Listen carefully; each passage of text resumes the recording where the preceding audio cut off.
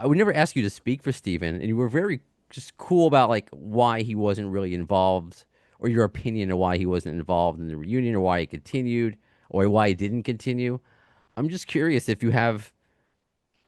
It's just it seems now that with them now hiring Isaac Carpenter, it's been several years. I just posted on my social media. It was like the anniversary of him reuniting with Guns N' Roses in Ohio. It's been so long. Is that do you even think that crosses his mind? And feel free to say I can't speak for him, but because I know he's doing his thing, he's doing great. But there are still fans out there who, while Isaac Carpenter is killing it out there, I mean Steven's still alive. And we saw this Black Sabbath thing where like they finally got the Sabbath guys together with Bill Ward, did it right. Is the same thing gonna happen with Guns N' Roses? They're gonna have to like do it right before they all die, you know? So I'm just curious what your thoughts are, what you can share. Sure, Brandon. For years and years, Steve and I would sit in the front room at his house in Studio City and pray for the telephone call. He loves Slash, loves Duff, loves Axl. He wanted to do it bad. It was a dream for him. And what happened was a phone call from the Guns N' Roses camp. They were playing at a place in Las Vegas. And Steven goes, "You think I should go to Gig Chippy?" And I said, "Are you kidding me? Absolutely. Go make amends. It's time to bury the hatchet with you and Axl. You guys had an illustrious career together. Go say hello, enjoy the show." So he goes to the Vegas gig to see Guns N' Roses play just before Slash is back in the band, by the way. Okay.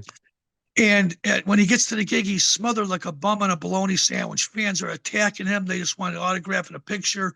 And he loves the fans beyond belief. And then he gets a phone call from Axl's guy saying, "Listen, man, we don't want to piss Axl off. Maybe it's better if you just leave." So Steven leaves the show before it even starts. He's bummed out and he gets back to his place in Las Vegas where he's living at the time. And he's crying. He's just bummed out that he's going to miss the show. And he gets a phone call. His phone rings as he's putting the key in the door. And it's the camp saying, "We made a mistake. Please come back. Axl wants to see you." So Steven turns around, goes back to the venue, watches the show. At the end of the show, Axl invites him over to his suite. They're bowling in there and having a great time, having a couple of cocktails, and he buried the hatchet and everything was good. And the love was back in the air. So that set the tone for him to get another call back. Then he gets the call to come on out and play, and he plays the first show, and he calls me from the tour bus, and he says, "Chippy, I just finished the first show." I go, "How many tunes you do, bro?" He goes, "I just did two of them. They won't let me play the rest of the Appetite." And I said, "Well, listen, you're cool right now. Just do the two songs. You get through it with no hassles and no arguments or anything. I'm sure they're going to call you up for more songs later on." I go, "Where are you at right now?" He says, "I'm in Slash's bus." I go, "What are you doing?" He goes, "Smoking a joint." I go, "Put the fucking joint out. Don't piss off Slash. Show him that you're a guy that you can go out there and be responsible and get through the gigs." And he played the following gig that night. Great show. And then he realized when he's standing on the side of the stage, he didn't want to do it more just to two songs. He wanted to play more of Appetite. But Frank, at the time, who was playing drums in the band, Frank's an old friend of mine. We've done a lot of recordings together as well. He used to be in a band called Honky Toast with Richard Fortas. Yeah. Frank says, "I'd love you to come up and play, but the boss tells me just two songs, Steven." And I think Steven got his fix. He was able to get back out and play an arena, a stadium show in front of tons of people. And that's all he wanted to do, really. And the only way he would come back to Guns N' Roses, it would be to play the whole Appetite for Destruction in its entirety. And he was happy. He cleansed his soul. He feels good about that. He goes out and plays with Adler's Appetite, what it's called Adler right now. And I think he's happy where he sits. Now, that being said, Steven told me that if he had a chance to go back out with Guns N' Roses and play the Appetite for Destruction in its entirety, he'd be interested in doing that for sure. And I think that's the next move for Guns N' Roses if they were going to do something. I'm not speaking for the band, even though I am, because I love the guys. I respect them beyond belief. But I think if they called it Appetite for Destruction and they got Izzy back and Steven, that would be a massive story, just like Oasis or the Black Sabbath gig. Tons of people would go out to that just to hear those great songs that sold over 100 million records. But, it's easy to sit in the back seat and be a backseat driver. Right. There's more variables there, a lot of responsibility there, and there's no room for error. And I'm sure that Guns N' Roses looked at the the tarot cards and realize that if we're going to make this move, it's going to be a lot of responsibility. And can those guys make the fourth quarter? And can they get Izzy back in again? That's the question right there, because I know Steven would do it. And that's well said. Just via Alan Niven, I know Izzy said he said Izzy showed up at a sound check once or was there and didn't like what he saw and then left. And also, he apparently tried to have a meeting with Axl before the Rock and Roll Hall of Fame, and Axl didn't show up. So, I mean, that's if you believe Alan Niven, which I mean, I'm sure there's an element of truth there. But again, you said the key thing. There's always variables. I don't know the other side. We don't know the other side of things because Yeah, I do know that when you're on a big major tour like that, Brandon, there's a lot of responsibility. You got 100 guys on the crew, you got promoters and agents that are involved there, a management company, and then you just don't want to piss off your constituents. So there's really no room for error, no room for any kind of little problems or any hiccups. You really got to show up there, sign the contract, and go out there and play. And you got to bring the show every single day. And there's no excuses, okay? Nobody wants to hear about, I don't feel good today, or this is not right. I don't feel good about this.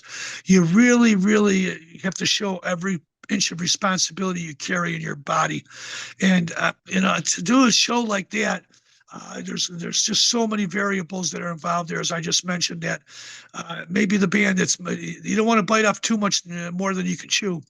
I remember playing with Guns N' Roses on their 20th anniversary. We played the Key Club. It was Izzy, Duff, Steven, myself, Slash on the side of the stage.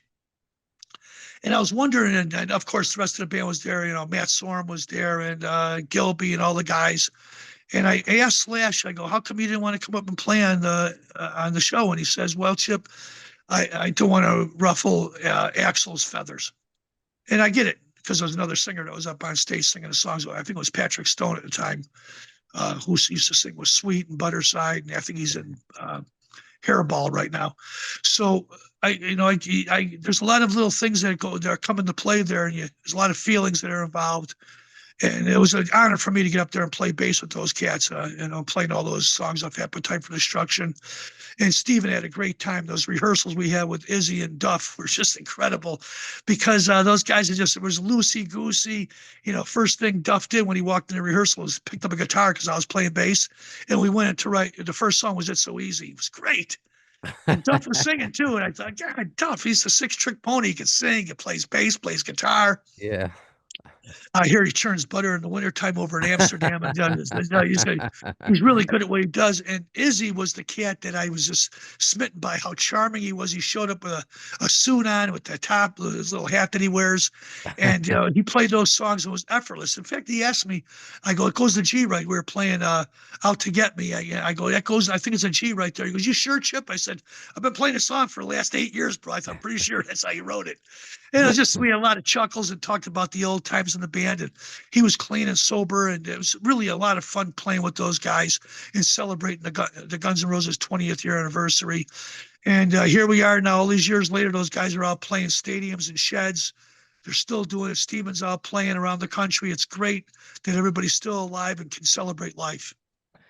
Well said. And you're right. With Guns N' Roses doing their thing, it was such a pleasure to see. I mean, I couldn't believe Axl met Ozzy. They met each other for the first time, at that Sabbath thing. And Steven, just to see him out and be successful for such a long time with this band that is getting rave reviews. They're a great singer. So I'm just so proud of Steven, and I hope it continues, because I've seen Guns N' Roses. I have not had the opportunity to see Steven live yet, so that needs to happen on my bucket list. But we need to circle back, because obviously I could talk about Guns N' Roses for a long time, but we got Absolutely. Chips Enough here. But the way to tie it in together with moving parts and variables and personalities.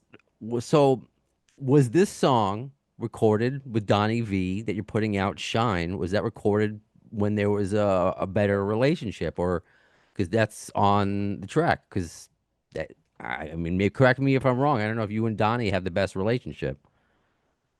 Well, the relationship is what it is. Still a lot of love between both of us. We're still doing business in the game of music. You can say that much.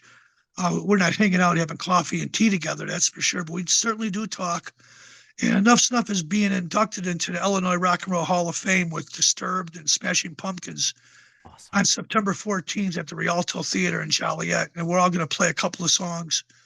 And I asked Donnie to come up there because even when I seen Foreigner or Guns N' Roses, for that matter, at the Cleveland Rock and Roll Hall of Fame, they shared the stage with each other because they're all part of the history.